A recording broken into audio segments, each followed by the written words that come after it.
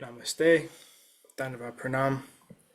By the instruction and grace of our spiritual master, Om Vishnupad Paramahamsa, Sripad Bhakti Madhava Puri Maharaj, we are here reading Srimad Bhagavatam. Om Namo Bhagavate Vasudevaya. We're also paying our most humble Dhanava Pranams to Om Vishnupad Paramahamsa Srila A.C. Bhaktivedanta Swami Prabhupada for providing us this wonderful commentary and translation of Bhagavatam. We're also praying to Srimati Radharani for her mercy, following the guidance of Srila Bhaktisiddhanta Saraswati Thakur, who told us if we cannot understand something about Radharani within the 18,000 verses of Bhagavatam, then our study has been for waste. So with this mood, we're praying to Srimati Radharani.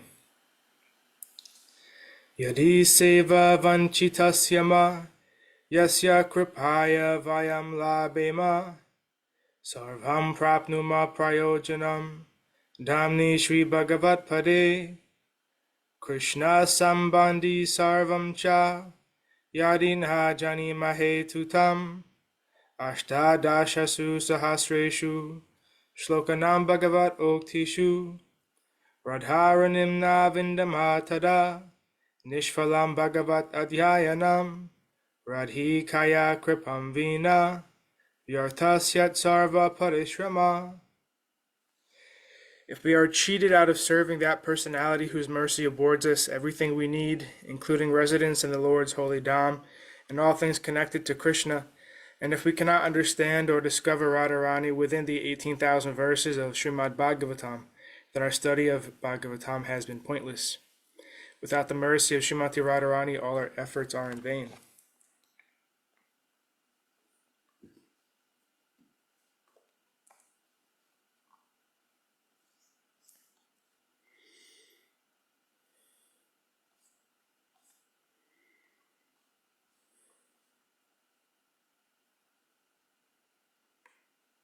So we are continuing our reading today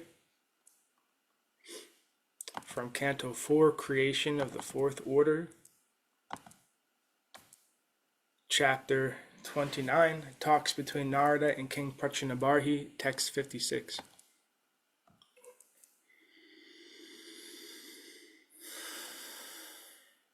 Rajo Vacha Shrutam Anvikshitam Brahman Bhagavan Yad Abhashata Naitaj Janantyupadhyaya Kim na Bruyor Vidoryadi. The king replied, My dear Brahmana, whatever you have said I have heard with great attention, and considering all of it I have come to the conclusion that the acharyas or teachers who engaged me in fruitive activity did not know this confidential knowledge. If they were aware of it, why did they not explain it to me? Purport. Actually, the so-called teachers or leaders of material society do not know the real goal of life. They are described in Bhagavad Gita as Mayaya Parhita Jnana. They appear to be very learned scholars, but actually the influence of the illusory energy has taken away their knowledge. Real knowledge means searching out Krishna. Vedaischa sarvar aham eva vedyo. All Vedic knowledge is meant for searching out Krishna, because Krishna is the origin of everything, janmadasyata. Bhagavad Gita 10.2, in Bhagavad Gita 10.2, Krishna says, Aham adhirhi devanam. I'm the source of the demigods. Thus, Krishna is the origin and the beginning of all demigods, including Lord Brahma, Lord Shiva, and all others. The Vedic ritualistic ceremonies are concerned with satisfying different demigods, but unless one is very advanced, he cannot understand that the original personality is Sri Krishna, Govindam Adi Purusham Tamaham Bhajami. After hearing the instructions of Nārada, King Barhisman came to his senses. The real goal of life is to attain devotional service to the Supreme Personality of Godhead. The king therefore decided to reject the so-called priestly orders that simply engage their followers in ritualistic ceremonies without giving effective instructions about the goal of life. At the present moment, the churches, temples, and mosques all over the world are not attracting people because foolish priests cannot elevate their followers to the platform of knowledge. Not being aware of the real goal of life, they simply keep their congregations in ignorance. Consequently, those who are well educated have become uninterested in the ritualistic ceremonies. At the same time, they are not benefited with real knowledge. This Krishna consciousness movement is therefore very important for the enlightenment of all classes. Following in the footsteps of Maharaj Barhisman, everyone should take advantage of this Krishna consciousness movement and abandon the stereotyped ritualistic ceremonies that go under the garb of so many religions. The Goswamis from the very beginning differed from the priestly class that was engaged in ritualistic ceremonies. Indeed, Srila Sanatana Goswami compiled his Hare Bhakti Vilas for the guidance of the Vaishnavas. The Vaishnavas, not caring for the lifeless activities of the priestly class, take to full Krishna consciousness and become perfect in this very life. That is described in the previous verse, Paramahamsa Sharanam, taking shelter of the Paramahamsa, the liberated soul, and becoming successful in this life. Text 57. Samshayo tratume vipra, sanchinas tatkrito mahan, rishayo pi himuyanti, yatranendriya vritaya.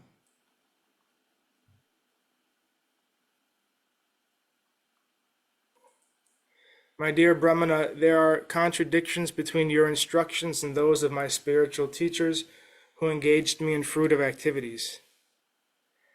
I now can understand the distinction between devotional service, knowledge, and renunciation. I had some doubts about them, but you have now very kindly dissipated all these doubts.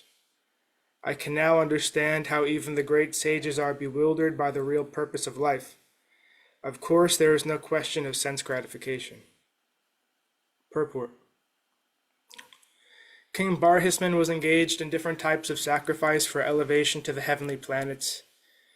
People generally are attracted by these activities, and very rarely is a person attracted to devotional service, as Sri Chaitanya Mahaprabhu confirms.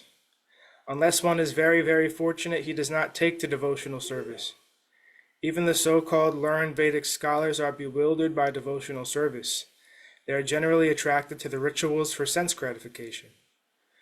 In devotional service, there is no sense gratification, but only transcendental loving service to the Lord.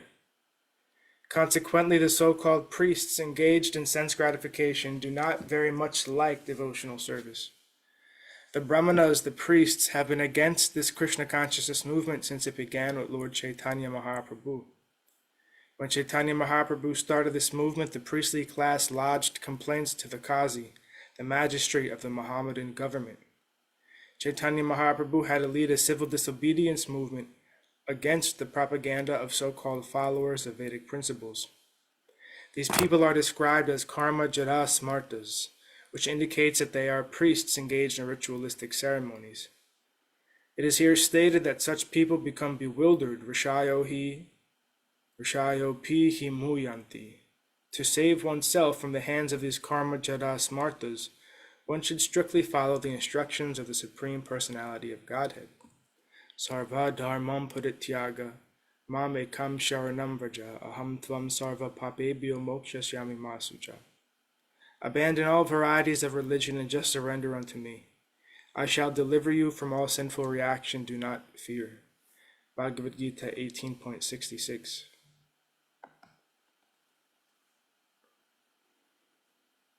Text 58. Karmanyara bhateyena pumaniha vihayatam amutranyena dehena justani sayad ashnute. The results of whatever a living entity does in this life are enjoyed in the next life. Purport. A person generally does not know how the body is linked with another body. How is it possible that one suffers or enjoys the results of activities in this body, in yet another body in the next life?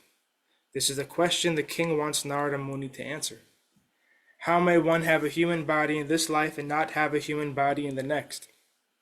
Even great philosophers and scientists cannot account for the transferal of karma from one body to another. As we experience, every individual soul has an individual body, and one person's activities or one body's activities are not enjoined or suffered by another body or another person. The question is how the activities of one body are suffered or enjoyed in the next.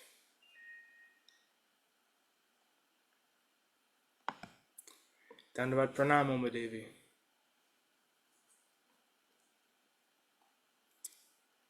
Text 59. Hare Krishna, Dandavat Pranam Prabhuji.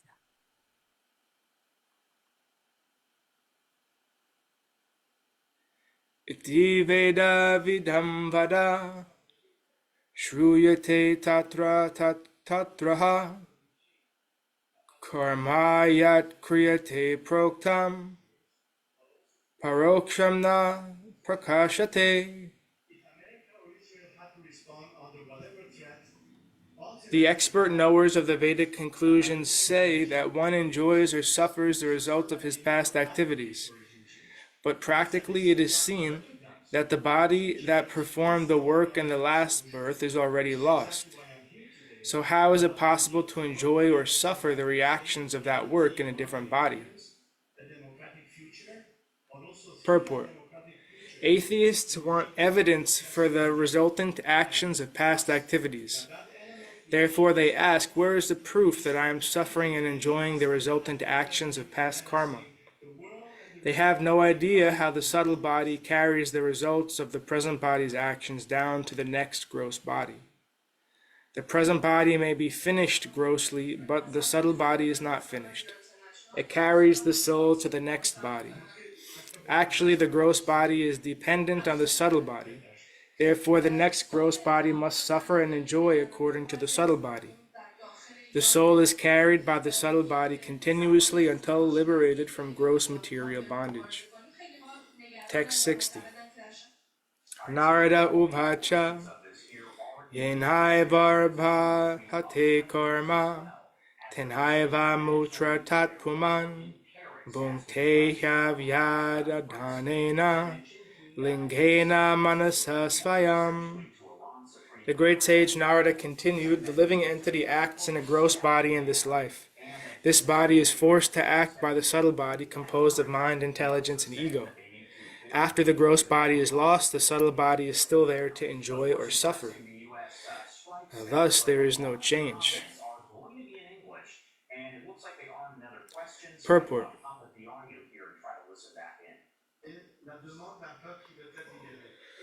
The living entity has two kinds of body, the subtle body and the gross body. Actually, he enjoys through the subtle body, which is composed of mind, intelligence, and ego. The gross body is the instrumental outer covering. When the gross body is lost or when it dies, the root of the gross body, the subtle body of mind, intelligence, and ego, continues and brings about another gross body. Although the gross body apparently changes, the real root of the gross body is always there. The subtle body's activities, be they pious or impious, create another situation for the living entity to enjoy or suffer in the next gross body. Thus the subtle body continues, whereas the gross bodies change one after another. Since modern scientists and philosophers are too materialistic, and since their knowledge is taken away by the illusory energy, they cannot explain how the gross body is changing. The materialistic philosopher Darwin has tried to study the changes of the gross body, but because he had no knowledge of either the subtle body or the soul, he could not clearly explain how the evolutionary process is going on. One may change the gross body, but he works in the subtle body. People cannot understand the activities of the subtle body, and consequently they are bewildered as to how the actions of one gross body affect another gross body. The activities of the subtle body are also guided by the supersoul, as explained in Bhagavad Gita 15.15. Sarvasya chaham shradishani visto, matas matir jnanam apohanam cha. I am seated in everyone's heart, and from me come remembrance, knowledge, and forgetfulness. Because the Supreme Personality of Godhead as Supersoul is always guiding the individual soul always knows how to act according to the reactions of his past karma. In other words, the Supersoul reminds him to act in such a way. Therefore, although there is apparently a change in the gross body, there is a continuation between the lives of an individual soul. 61. Sayanam imam uchtrija svashantam purusho yata karmatman yahitam bhunkte tadrishen etarenava. The living entity, while dreaming, gives up the actual living body. Through the activities of his mind and intelligence, he acts in another body, either as a god or a dog. After giving up this gross body, the living entity enters either an animal body or a demigod's body on this planet or another planet. He thus enjoys the results of the actions of his past life. It's the people themselves that they fear the most. This is what these world leaders have to recognize. Purport. Although the root of distress and happiness is the mind, intelligence, and ego, a gross body is still required as an instrument for enjoyment. The gross body may change, but the subtle body continues to act. Unless the living entity gets another gross body, he will have to continue in a subtle body or a ghostly body. One becomes a ghost when the subtle body acts without the help of the instrumental gross body. As stated in this verse, Shayanam imam utrija svashantam. The gross body may lie on a bed and rest, and even though the machinery of the gross body is working, the living entity may leave, go into a dream, and return to the gross body. When he returns to the body, he forgets his dream. Similarly, when the living entity takes on another gross body, he forgets the present gross body. The conclusion is that the subtle body, mind, intelligence, and ego, creates an atmosphere with desires and ambitions that the living entity enjoys in the subtle body. Actually, the living entity is in the subtle body, even though the gross body apparently changes, and even though the inhabitants of the gross body on various planets. And even though he inhabits the gross body on various planets. All the activities performed by the living entity in the subtle body are called illusory because they are not permanent. Liberation means getting out of the clutches of the subtle body. Liberation from the gross body simply involves the transmigration of the soul from one gross body to another. When the mind is educated in Krishna consciousness or higher consciousness in the mode of goodness, one is transferred either to the upper heavenly planets or to the spiritual world, the Vaikuntha planets. One therefore has to change his consciousness by cultivating knowledge received from Vedic instructions from the Supreme Personality of Godhead through the disciplic succession. If we train the subtle body in this life by always thinking about Krishna, we will transfer to Krishna Loka after leaving the gross body. This is confirmed by the Supreme Personality of Godhead. Janma karma chame devyam evam yoveti tatvata tyaktva deham punar janma Naitimam eti sarjuna.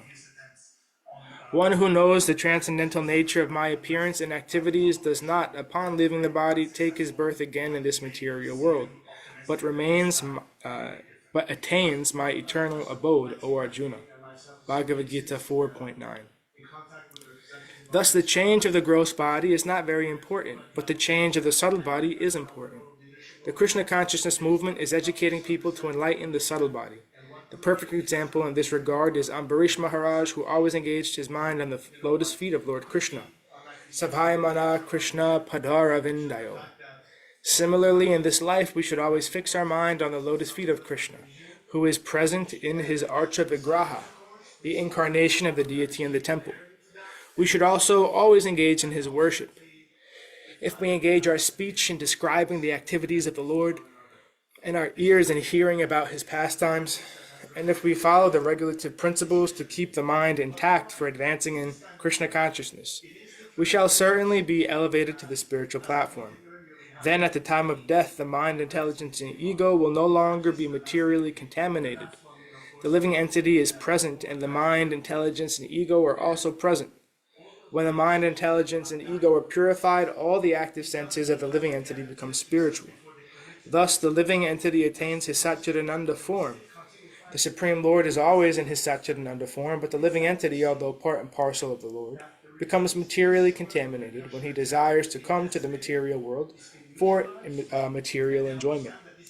The prescription for returning home back to Godhead is given by the Lord himself in Bhagavad Gita 9.34. Manmana bhava mad bhakto madhyaji mam namaskuru mam evaisyasi yuktaivam atmanam mat parayana. Always think of me and become my devotee. Worship me and offer your homage unto me. Being completely absorbed in me, surely you will come to me. And thus ends our reading for today. We'll continue from text 62 on Wednesday.